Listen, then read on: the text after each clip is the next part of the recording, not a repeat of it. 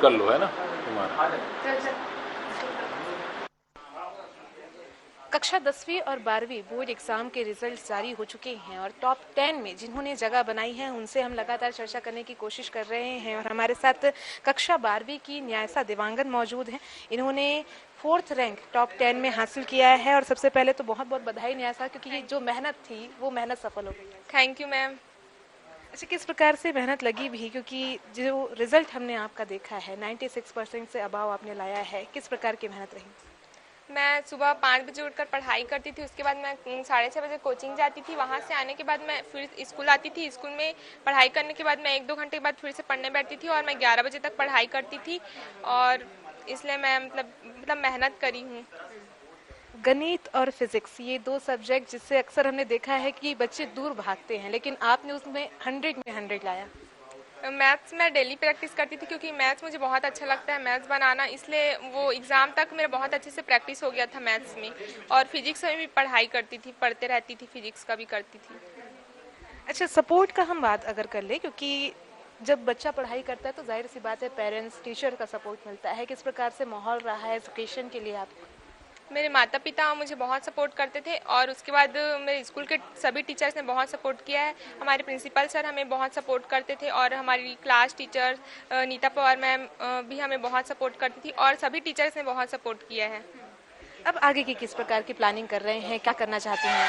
आगे मैं UPSC fight करना चाहती हूँ, आईएएस ऑफिसर बनना चाहती हूँ। बिल्कुल, तो आईएएस ऑफिसर बनने की तैयारी यहाँ पे बच्ची की है और उनके पेरेंट्स हैं यहाँ पे, माता है, उनसे चर्चा भी कर लेते हैं। टॉप 10 में रैंक में उन्होंने जगह बना ली है, कैसा लग रहा है? सबसे पहले खुशी हो रही है मैम, बहुत खुशी हुई है।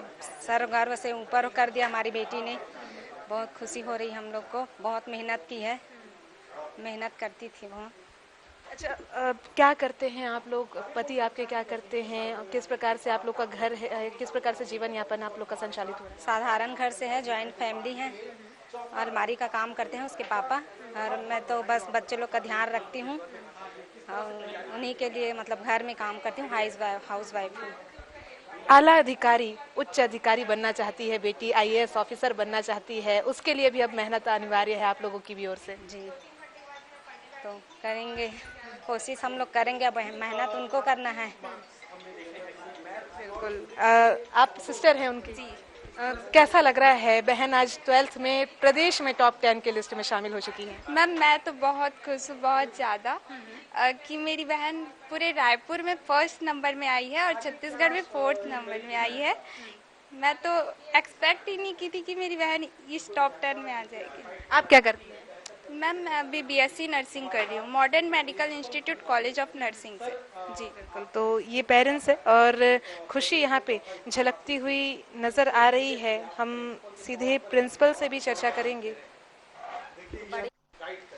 सर, सबसे पहले आपसे समझना भी चाहेंगे, क्योंकि बच्ची ने मेहनत करी, वो मेहनत साकार हुई, लेकिन सबसे बड़ी भूमिका इसमें शिक्षकों की भी रहती है।